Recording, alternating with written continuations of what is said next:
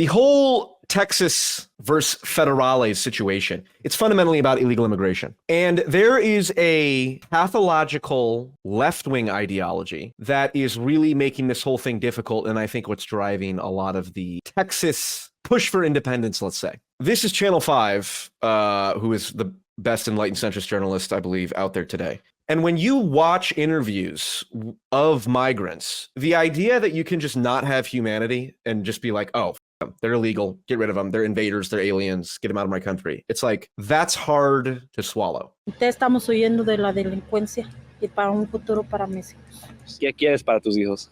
Pues que estudien allá. ¿Hoy es tu primera vez en los Estados Unidos? Sí, es la primera vez. ¿Y qué piensas?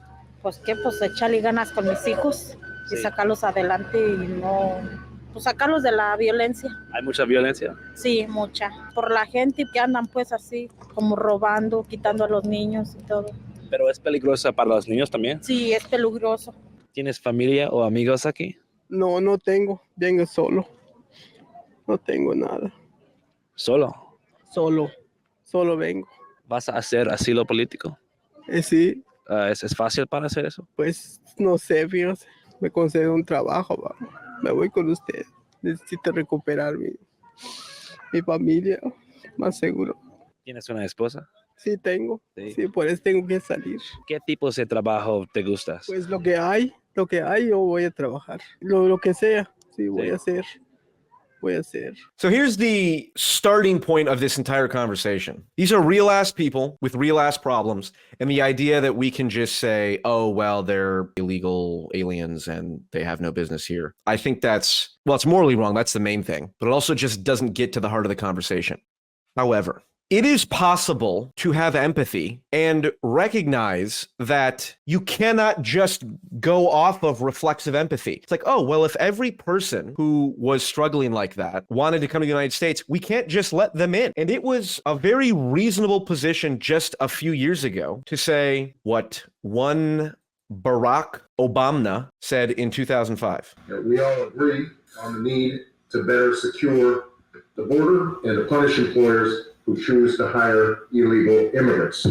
We are a generous and welcoming people here in the United States, but those who enter the country illegally and those who employ them disrespect the rule of law, and they are showing disregard for those who are following the law. We simply cannot allow people to pour into the United States undetected, undocumented, unchecked, and circumventing the line of people who are waiting patiently, diligently, and lawfully to become immigrants in this country. So unless Barack Obama is a racist as Donald Trump, allegedly, then it's quite clear you can have a very reasonable position on this. But here is the crux of the issue at the bottom of this nonsense, right? The reason I am sympathetic to the right wing often is because of shit like this. Governors from 15 states have now announced their support for Texas. And the quote is, starting a civil war over a state's right to drown children in a river with razor wire. 73,000 likes. So the enforcement of our border laws is, quote, the right to drown children in a river. This is the insane left-wing mentality that is a pathological cancer.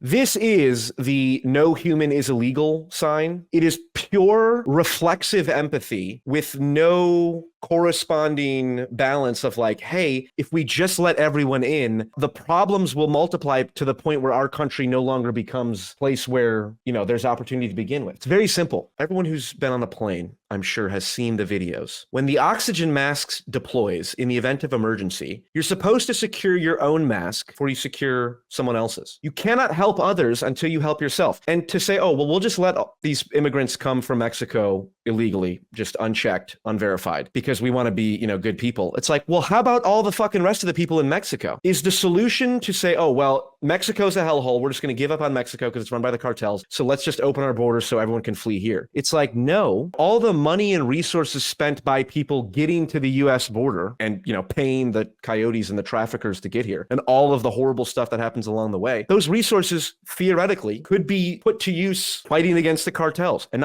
I'm not talking physically quickly through warfare, although maybe that's part of it, but through, I don't know, the right political advocacy to legalize drugs that should be legalized and to invest in education stuff. I mean, how is it a solution to say, we'll let immigrants just pour into this country, quoting Barack Obama, pouring into this country. And then we'll just everyone from those countries is like, oh, well, you guys are screwed because you can't afford to pay the drug traffickers and the human traffickers. So you're just screwed. And again, at the beginning with the video of those people, like to not have empathy for a family who's trying to get here and wants a better life for their children, you're just out of touch. But to simply base very sweeping policy positions off reflexive empathy doesn't seem like a bad idea.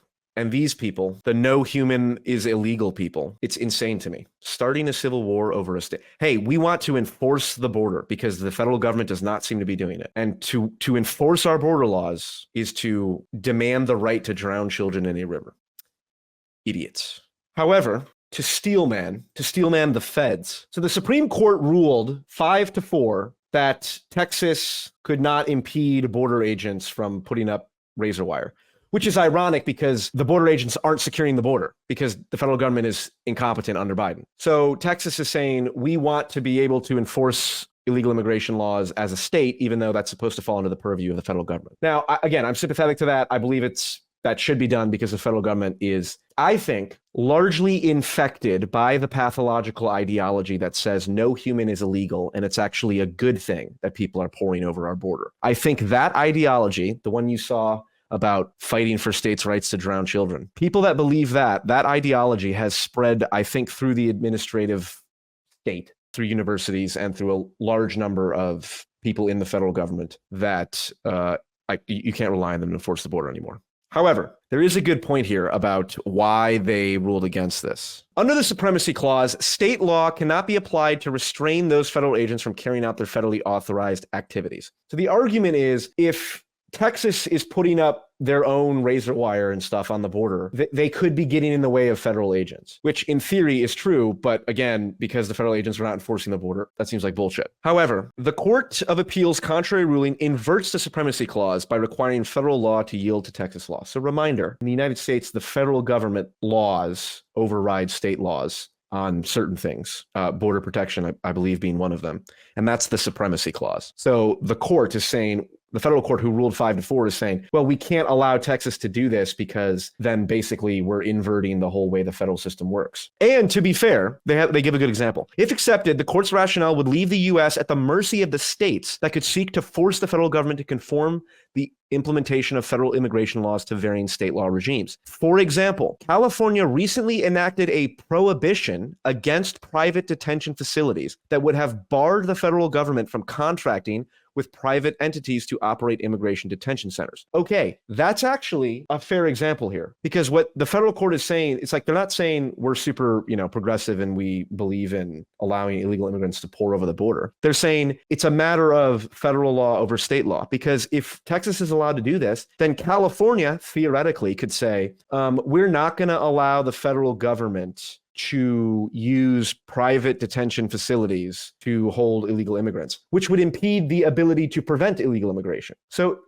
again, generally speaking, everything is way more complex and nuanced than you think it is, but that is not a bad example. My perspective as a based accelerationist is that the federal government is not enforcing their laws, so we need to get on it and enforce it ourselves as states. Speaking as a Texan, Hispanics can come into this country all they want, but it must be legally. Si, senor. Ex-president ahead with 39% support among Latino voters. Just because someone is Hispanic doesn't mean they're pro-illegal immigration. In fact, many of the Hispanic immigrants who came here legally fled a lot of the violence and are more aware than anyone of all the bullshit that is streaming over the border related to the cartels and drug trafficking. So, of course, we should be sympathetic to children and families. Again, that doesn't mean just allowing them to come here illegally, because you actually encourage more human trafficking and more bullshit going on as far as the journey up to the border, because they're under the impression, oh, well, America's this super progressive open border country, so it's worth the risk of going there. And then they take these massive risks with the human traffickers. But if it was like, hey,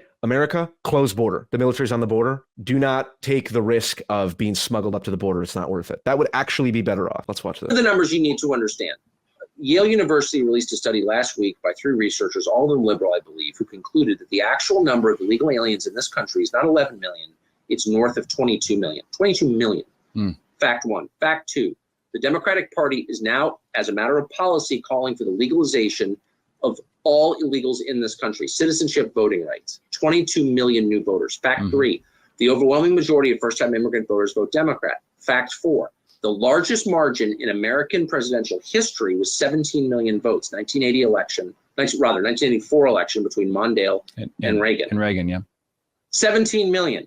You would add to our voter rolls 22 million, at least, permanent electoral majority in perpetuity.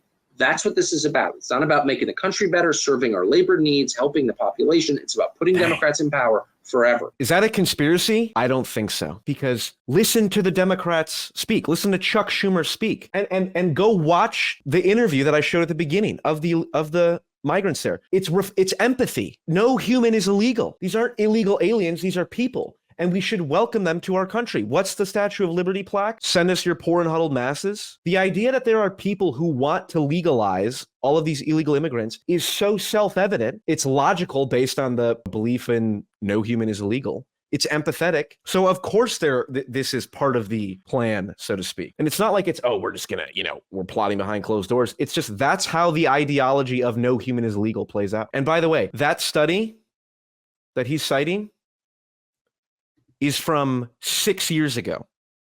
That clip is 6 years old.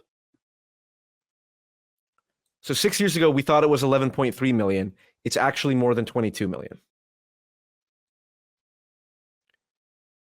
From 2018. So what's the number now? It's a real problem. It's a real problem. So that's my opinion. I stand with Texas.